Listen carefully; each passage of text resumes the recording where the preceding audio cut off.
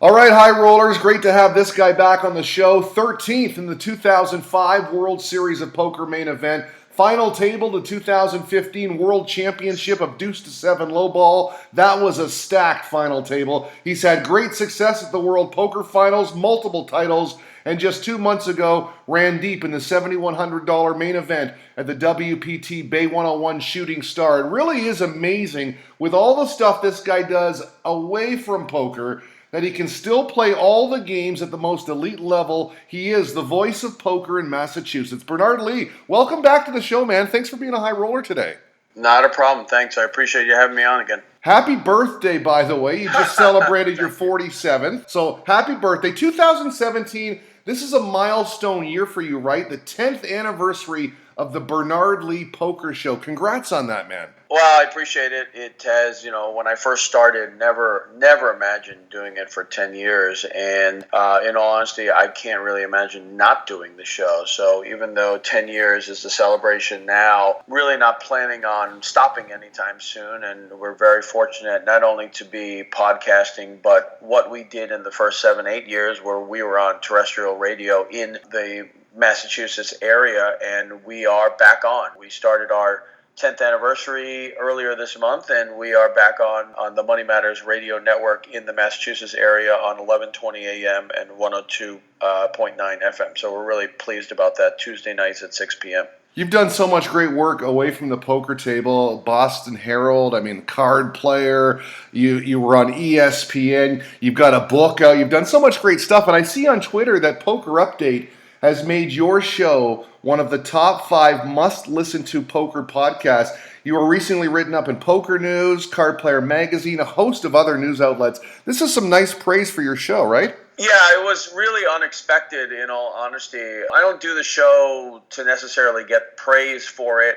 I do the show first and foremost because I love poker, and I've been very, very fortunate to not only play professionally, but also to report it as part of the media. And I really feel like those are two separate hats, but yet they go together so nicely. And I'm very pleased to be able to do both of them at a high level. And with regards to being named one of the 5 poker podcasts that you must listen to, Poker Update gave us that honor, and really, it was a little bit of a surprise. I have always felt like we've done a great job with everything that we've done with the show, but they had specifically said because I get such high-level guests, and also we talk a lot about strategy, and that really comes down to, a lot of them are my friends. Really, some of them I just have known for years. Some of them I've played against. And so I'm able to just kind of, if they do something special in the world of poker, I just give them a quick call and ask them if they'll be on the show. I don't have to call an agent or their sponsor or anything. I just call them directly. And then on top of it, the strategy side is really because I'm a fan and I want to learn. And so sometimes I'm kind of selfish. I actually ask them questions that I want to know. But because I am still a fan, a lot of listeners think, boy, that's the question I would have asked. Boy, I wish I could have asked that question. That's exactly what I was thinking. And so a lot of people love listening into the show specifically for that. So for the thousands of listeners out there that we've had over the years, I really thank everyone for tuning in, and hopefully there'll be more thousands of people listening in. You have a big advantage over other poker podcasters too, because when you talk to these guys, you're on their level in terms of the play, right? Because you still compete at the highest level. You're still making those final tables. Right. I appreciate you saying that about my play, and hopefully that is the case. And, there are times where I am talking with somebody, and the reason why we're talking is because we played next to each other for the entire day. And so that's the kind of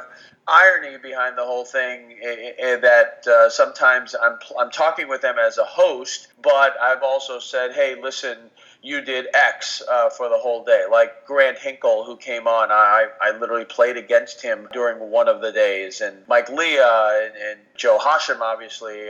Joe Hashem in 2005, his run, before we got deep, he was sitting right there at the table with me. And I actually met his brother, Tony, on the sideline. I made a laydown once against Joe specifically when I had queens. And it was something like a raise. He re-raised. Another guy went all in. And, back then it was a very different game than it is now, and I made a tough laydown with Queens right there, and I was right. I think Joe had Kings. I had another time where I had to make another big laydown as well. So it's great to be able to do that when you're sitting at the table. You talked about specific hands that we may have played against each other. I think that makes really entertaining radio. You were quoted in the Poker News article as saying, "When I set out more than 10 years ago to launch a poker radio show in Boston, I never could have dreamed that I would have been met with such positive reaction and go on to be shared with listeners worldwide." You've touched on it here, but when you look back over a decade, the body of work is really impressive. You must be proud of that. I am. I really am. Obviously the November 9 is, as of right now, no longer. But with regards to that, I had every single... I'm almost 100% positive that I had more November 9ers on my show than any show out there. And the reason why I say that is that obviously I had a lot of great access with ESPN as I'm one of their staff writers. And the only few people I didn't have on, two of them were language barriers, so they didn't feel like they could speak English well enough to come on the show. And I even said that I would do a translation for them, which we did last year with Fernando Pons, but those two didn't want to. And then one person didn't want to come on because they felt like they would be giving away strategy, even though we said, let's not even talk about poker, just talk about your life. But they didn't want to come on. So, but beyond those three, over all those years, I had every single one of them on. So, I mean, that's obviously huge. We had on every champ since the November's inception. And, of course, I've had some of the biggest names out there, from Daniel Negreanu to Doyle Brunson to Phil Hellmuth, etc. So really been great. And that's why we're doing this 10th anniversary celebration. Really wanted to give back to the listeners. And so the quick summary of it is that we're doing a 10-month celebration starting this month of May 2017 all the way through February 2018. And every month, we're going to have a special guest. This month was Joe Hashem. Next month will be Jason Mercier. In July, it will be Greg Merson. And every month, we're giving away a specific monthly prize. And of those monthly prizes, we're going to give away 10. Also, we're giving away a set of 10 bonus prizes throughout the 10 months. We just gave away, unfortunately for the U.S. listeners, they couldn't, but they're going to get a lot of prizes themselves.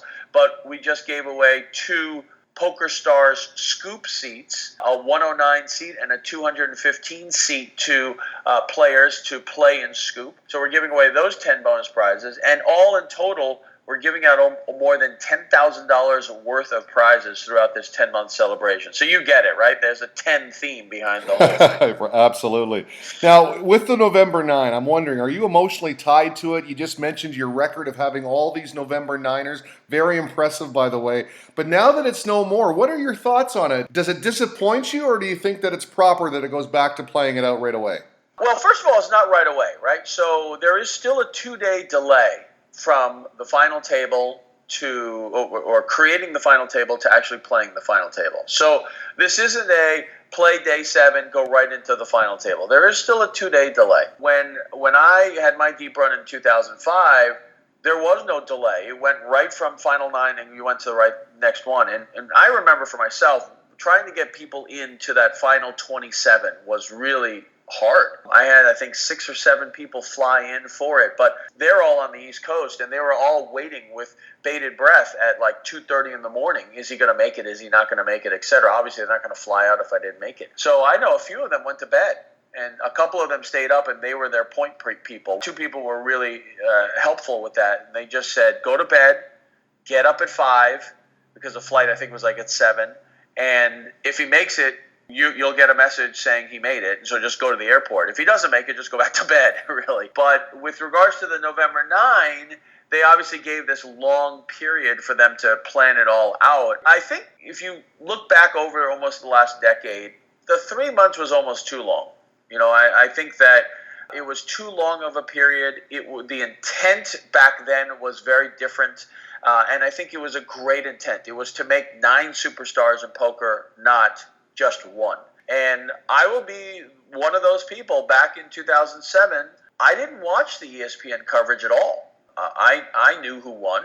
I knew Jerry Yang won. Why did I need to watch it? So the idea of who will win instead of who won was very intriguing, and I started watching it again. I'll be first to admit, I started watching it to find out who won. So in that respect, it's sad that the November 9 is gone.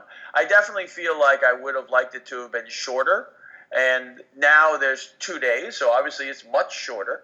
And we'll see how this plays out. Obviously, the coverage with Poker Central and ESPN combining efforts is going to be great for people who love to watch live poker. I never really thought about it until just now that these players might not have a chance to get as many fans out, so you might not have the atmosphere. I still think that they'll get enough. You know, they're not going to probably do it in the Penn and Teller Theater, right? They're going to do it probably in the Brasilia Room, which is, I believe, where they're moving everything. So, you know, you still have enough space.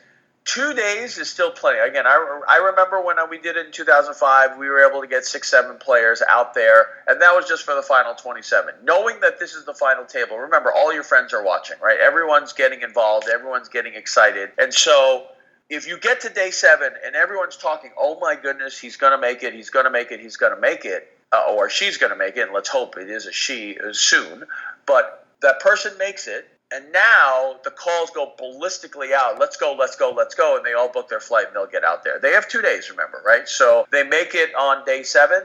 The next day, everyone talks about it and let's go. And then they fly out the next day and they'll be there in plenty of time for the show. So I still think that for the November 9, I remember talking to a lot of these people. I have 100 tickets. I don't know how I'm going to get it to all 100 people. I don't know if they'll still have 100 tickets, but whatever the number of tickets, I'm sure they'll be able to fill those easily and get a lot of people out there. I'm not worried about that at all. And real quick, you've had a long history with ESPN. There's been a lot of shakeups at ESPN lately. So what's the situation with poker on ESPN then? Well, with regards to ESPN, and again, I don't work in the office, so I don't know specifically anyone that is affected in that sense, and I didn't really have, you know, quote unquote colleagues that I worked next to in a desk. But with regards to the poker side of it, our poker reporting is on a site that is specifically dedicated. It's called the Chalk, and so poker is all embedded in there. And the few people that were working on that in the home office are still there. So and I'm still writing for them as a staff writer. So I think that you'll still see a lot of the coverage that we've been able to bring, and hopefully we'll be able to bring you more. I see that you just had Jason Somerville on your show. I mean, you've had a lot of great guests, as we've already talked about. This guy is the #1 Twitch streamer, one of the main faces of poker. First off, what's he like? And, you know, over the decade, you've had a lot of guests. Any 1 or 2 or 3 guests stick out, and for what reasons? Yeah, I'll ask the first question. I'll answer the first one. So Jason's a great guy. Really great combination of excellent poker player, 2011 WSOP bracelet winner. But then on top of it, being able to communicate and be personable. And a lot of people love watching him play and him having the connections and also, in a lot of respects, knowing the players as well. You know, he's playing Scoop and he's playing at the same house as Jason Mercier. I mean, you don't have access to that all the time, right? I mean, Jason Mercier is a very good friend of mine. I can call him anytime. He's been on my show multiple times, but I'm not rooming with him anytime soon. So that kind of combination all put together makes him that #1 Twitch streamer. And it was great to have him on. He was on years ago, and it's great to have him back on. And he was part of that Scoop giveaway, so we're really pleased about that. I've been asked this question, like, so who are my favorite guests? I think my #1 favorite guest was Doyle Brunson. Having the Godfather of Poker on is definitely something that I will enjoy. I don't know Doyle that well. I've hung out with in the area with him, but never really talked to him extensively. I've interviewed him a couple times, and to have him on the show was really, really great, talking about his book. And so that was probably my all-time favorite to have him on. Unbelievable. I'd love to have Texas Dolly. I mean, that would be the dream guest, and you've got him. I don't. How do I get him? Well, it's tough. I mean, at that time, he was promoting his book, so we got contacted by the publicist to do that, and I'm going to try to get him again within the next year or two, just through contacts, and you know, if I see him, I can pull him aside. I think we have enough mutual friends and knowledge, so I'm looking forward to trying to get him again. Well, if you pick one, that's the guy to pick. Texas Dolly, poker legend. At Bernard Lee Poker on Twitter. The website is bernardleepoker.com. promoting the 10th anniversary of the Bernard Lee Poker Show. Hard Run Good Gear is one of your sponsors. You're doing a lot of giveaways. I know they work with you in your charity event as well at Christmas time. Are you busy with the charity event this time of year? Is it like a year-round thing for you? It's not as intense at this time, although ironically I just had a meeting with the group that we partnered with. We partnered with a group called Family Aid Boston, which takes care of homeless families in the Boston area. They help them by getting them housing so that they're able to kind of get back on their feet. The whole intent of this group is not to give them housing forever. It's really to kind of give them housing for a certain period of time to help them get back on their feet so that they can go back into the world and get their own housing and really establish themselves. And that's why I really like this group. There are a lot of children involved, and so that's where we get involved in the Christmas time. So I did just have a meeting with them to kind of prep up for December. We are thinking about it already. I do actually, as silly as it sounds, I go around and find sales. And so we try to stretch our money as far as we can, obviously. And so every once in a while, there's a store closing of some sort. And so we go around and we find stuff that would be appropriate for the kids at that time. And then we do. So I don't do specific purchasing, but we do always keep it in mind. If there's a sale for sporting goods and, let's say they're selling or giving away kickballs or something like that, I'll pick up 20 of them or something along those lines. So I always keep my eyes out for it. But we're very specific. I think it was one of the charities that we asked each of the families a questionnaire. And we asked them for their size, their favorite color, their favorite animal, their favorite toys, their favorite sports teams, etc.